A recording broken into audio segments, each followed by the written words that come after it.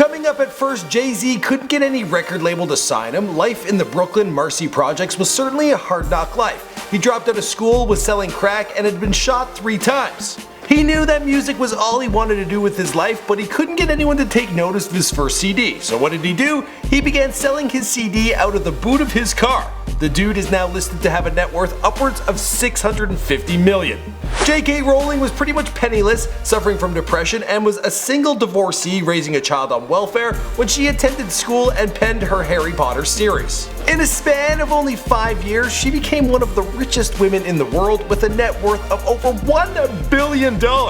Coming in at number 3, we have 2 comedians. Yeah, this one's a double header. Jim Carrey and Jerry Seinfeld. Now both of these 2 men were booed off the stage horrifically when they first tried their hand at stand-up. Jim Carrey was only a pubescent teen and was cruelly yanked up the stage by a giant hook. Well, these 2 studs would go on to rule the 90s and are still making people laugh. With the exception of Jim Carrey's ex-girlfriend. Ouch. Was that over the top? I can never tell.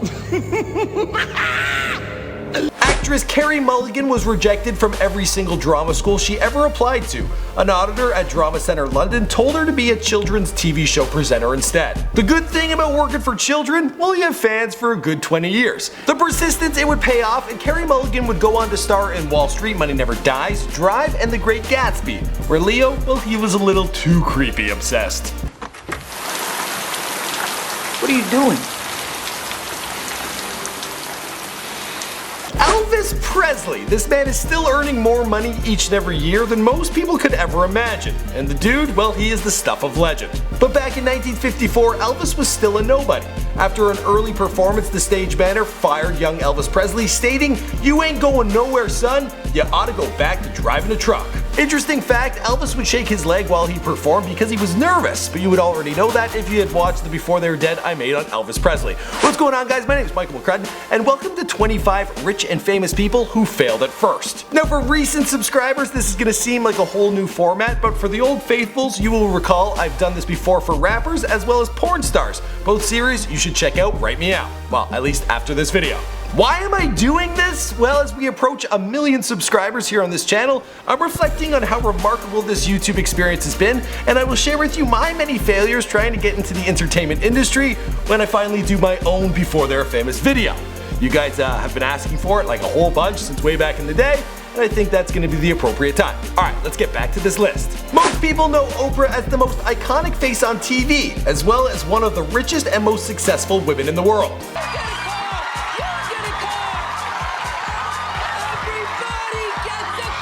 But before she was giving away cars, Oprah suffered through an abusive childhood, as well as numerous career setbacks. She was fired from her job as an anchor of the news station out in Baltimore for getting too emotionally invested in her stories. As of today, she's worth $3 billion. Michael Jordan, he may not be the best actor, but MJ is renowned as the best basketball player of all time.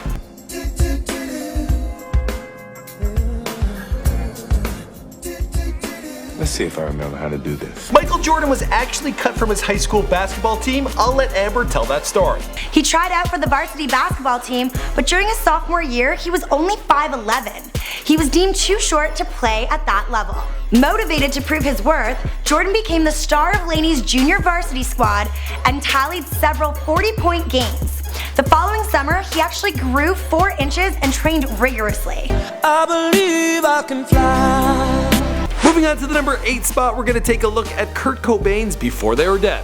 By now, he had an ear for punk music, and there was a growing scene in his area. That's when he went out to discover a local group by the name of the Melvins. He auditioned for the group, but he was turned down. That's when he decided to start his own band. Here they are, Nirvana.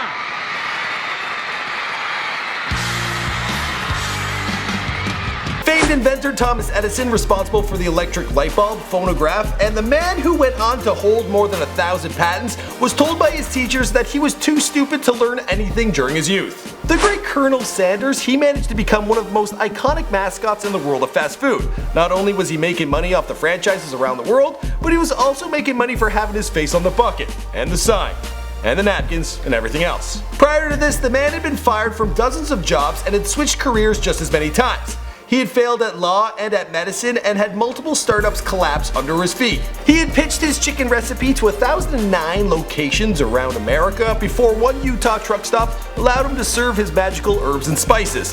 He also started the chicken business at the age of 65. Yeah, what an OG.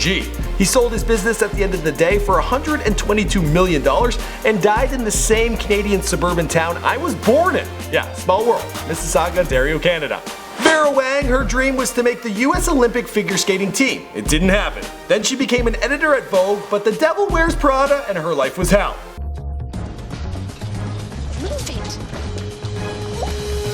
I don't understand why it's so difficult to confirm an appointment. Vera then decided to design wedding gowns at the age of 40, and today is one of the premier designers in the fashion industry. Her business is valued at over $1 billion. Billion. Yeah, Dr. Evil shit. Dallas Cowboy football coach Tom Landry brought the teams to 2 Super Bowl victories, 5 NFC Championship victories, and holds the record of the most career wins. He also has the distinction of having one of the worst first seasons on record, winning absolutely no games, and winning 5 or fewer over the next 4 seasons. He was essentially a laughing stock, but look at him now. The dude's swimming in Gatorade. Moving on to the number 13 spot, I'm gonna roll a clip from my Before They Were Famous on Eminem. It was just young Marshall and his mother, Deborah Mathers Briggs, left to face the world for themselves. Now they would later be joined by his half-brother Nathan, but the duo for some time, a long time, they were traveling between Missouri and Michigan, not staying anywhere for long because the mother, well, she had a hard time keeping jobs, and she would have to stay on people's couches. It was a rough childhood. This resulted in young Marshall Mathers becoming the constant victim of relentless bullying throughout his youth. That I would got beat up coming home from school. Beat up in the bathroom, beat up in the hallways, shoved in the lockers. As Eminem, he decided to rap about these experiences, most notably in his track Brain Damage. I was harassed daily by this fat kid named D'Angelo Bailey, an 8th grader who acted obnoxious cause his father boxed us, so every day he'd shove me in the lockers. D'Angelo Bailey would later fail to become a rapper himself and was a janitor. So that's why he decided to sue Eminem for the lyrics that ruined his potential rap career. It didn't work out. And the kids at the school he mops the floor at, they're like, I heard you in that song, loser. As a child, Albert Einstein had some difficulty communicating and learning in a traditional manner. This had people questioning if he was a little slow upstairs, but he would go on to win the Nobel Prize in Physics for the discovery of the photoelectric effect and his special theory of relativity theory corrected for deficiencies of Newtonian physics. I don't even know what the hell I just said. Lady Gaga got dropped by her record label, Island Def Jam, after 3 short months. She had to go back to grinding it out in New York City nightclubs and writing for other artists. She would endure and go on to win 6 Grammy Awards and a Songwriters Hall of Fame award. Her net worth is now upwards of $275 million.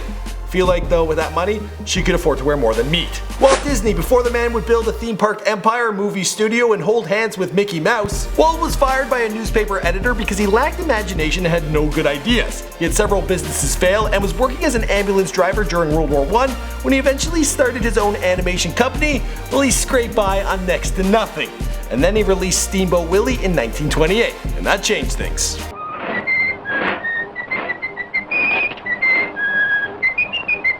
Now some of you guys may not know who Jewel is, but this girl was Alanis Morissette 2.0 back in the 90s. Shit, some of you guys might not even know who Alanis Morissette is.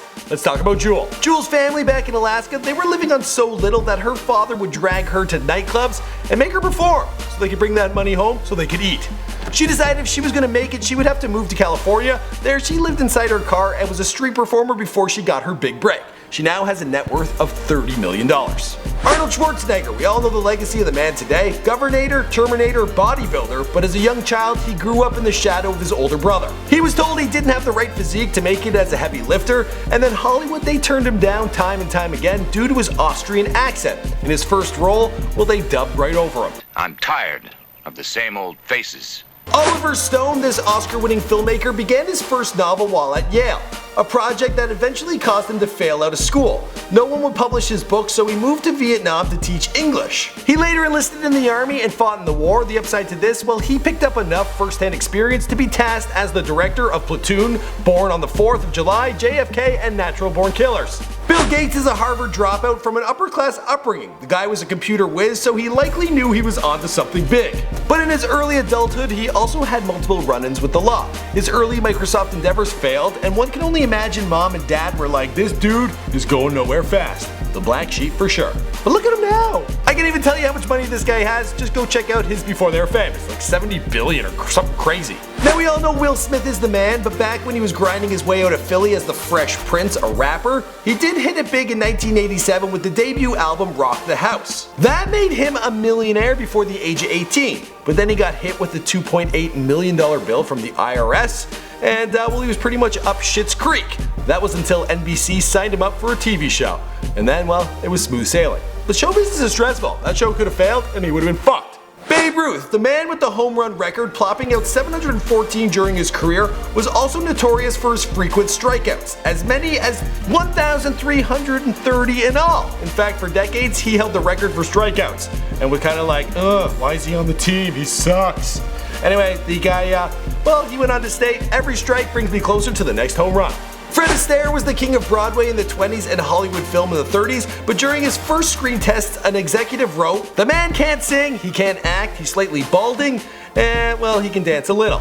Regardless, the dude's legacy still lives on, and there are dance schools all over the world made in his name. Allegedly, Bruno Mars was passed over by music industry execs time and time again because he wasn't white. They didn't even know what he was. They just said, we're not going to invest money into you as a performer. You can stick to writing songs for other artists. But then Bruno, he had a song called Nothing on You, and they wanted to buy it for another white singer, and he said, not this time. He held his ground, and the dude, well, now he's essentially the new Michael Jackson, and worth $70 million. Finally, in the number 25 spot, we got Vincent Van Gogh. During his lifetime, Van Gogh sold only one painting, and this was to a friend for only a very small amount of money. I suppose when you're the man who's known for cutting off his ear and sending it to a lady, well, you can get a bad rep. Who's going over to the weirdo? Not me. The man wouldn't find success in his lifetime and nearly starved to death while he completed over 800 known pieces of works. Today, well, they bring in hundreds of millions of dollars. And I bet a bunch of people are like, we should have been friends with him, because he might have given us one of those paintings, and their family would have been sad. Alright guys, that's all I got for you in this 25 list. Let me know if you want to see a part 2. Also be sure to check out the 25 lists we've made in the past. There's one on hip hop and rappers, and as well, there's one on porn stars. So there's something for everyone. And the YouTubers one, I'm working on that one next. Alright guys, I'll see you in another video, and let me know, what have you overcome in your life? I look forward to reading all your comments.